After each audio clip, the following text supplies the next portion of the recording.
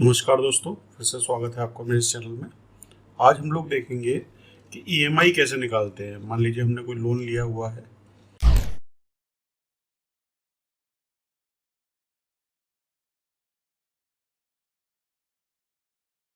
जैसा कि यहाँ पर दिख रहा है कि 20,000 रुपये का लोन है, 5% इंटरेस्ट रेट है ना, एनुअल इंटरेस्ट रेट है और 4 साल के लिए लोन है।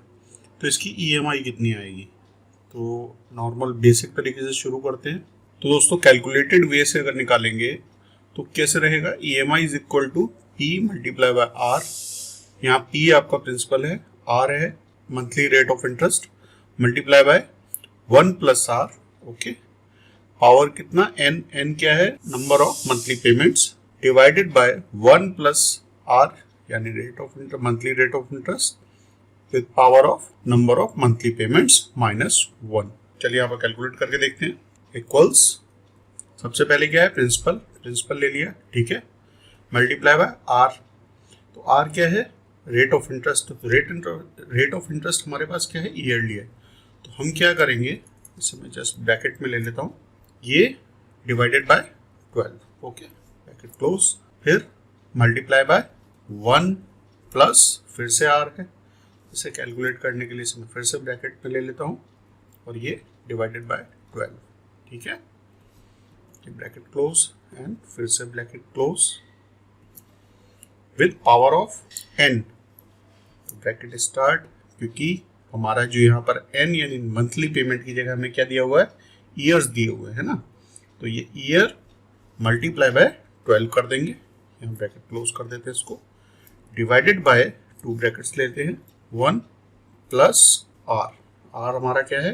ये डिवाइडेड बाय 12, फिर से एक bracket close with power of n यानी ये मल्टीप्लाई बाय 12 माइनस 1 और ब्रैकेट क्लोज, एंटर। ये हमारी EMI निकल के आ गई 460 रुपये 59 पैसे, 460 रुपीज़ 59 पैसा। ओके, लेकिन उसे कैलकुलेट करने के लिए कितना बड़ा फॉर्मूला यूज़ करना पड़ा? एक्सेल में इसके लिए ऑलरेडी एक फॉर्मूला अवेलेबल है जो कि है PMT। ओके, तो हम फॉर्मूले से इसे यूज़ करते हैं।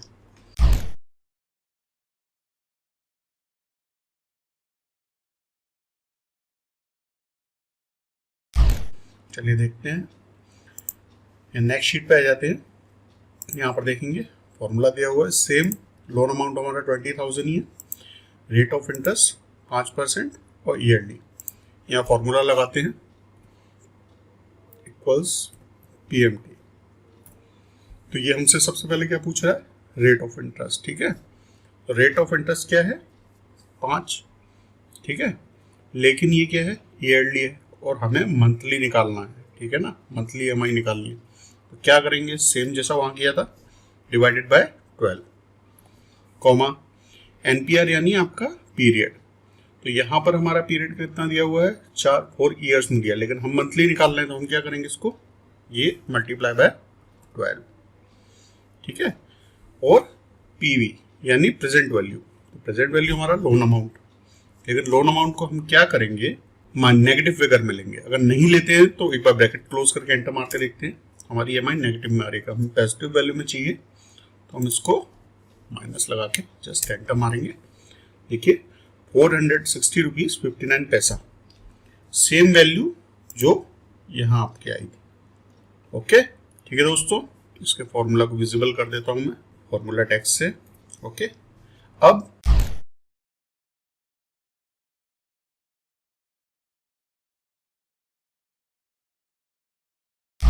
इस EMI में जो हमारी EMI निकल के आई है 460 रुपये 59 पैसे, इसमें प्रिंसिपल वैल्यू हमारी कितनी जमा हो रही है और हमारा इंटरेस्ट कितना जा रहा है, अगर वो निकालना हो तो यहाँ सेकंड फॉर्मूला आ जाएगा आपका PPMT, है ना, यानी प्रिंसिपल पेमेंट जो आपने EMI पे करी है।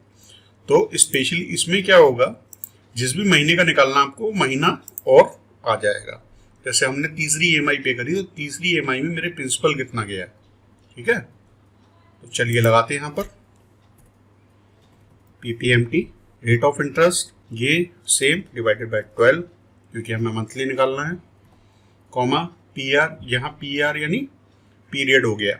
तो यहाँ पीरियड क्योंकि ये मंथली है, तीसरा महीना दिया है तो ये एज इट इज ले लेंगे, कॉमा एनपीआर यानी टोटल पीरियड कितना है, तो ये हमारा क्या है 4 साल है, इसे मंथ में कन्वर्ट करने के लिए मल्टीप्लाई बाय 12, कॉमा आपका पीवी यानी प्रेजेंट वैल्यू, वो क्या है आपका लोन वैल्यू, लोन अमाउंट।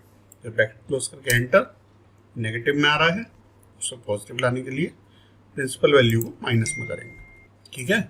यानी कि 460 रुपये 59 पैसे में 380.40 पैसे ये हमारा प्रिंसिपल कटा, ठीक है, हमने प्रिंसिपल पे किया। फॉर्मूला विजिबल कर देता हूँ।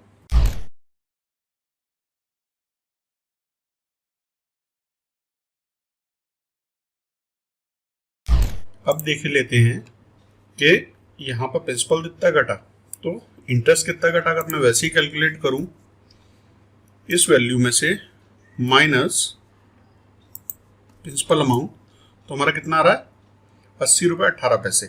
इसे फॉर्मूले से कैलकुलेट करके देखते हैं। चलिए, उसके लिए क्या हो जाएगा IPMT यानी इंटरेस्ट पेमेंट। सेम बाकी सारी चीजें सेम है, तीसरे महीने का निकाल रहे हैं, ठीक है, और 4 साल है टोटल।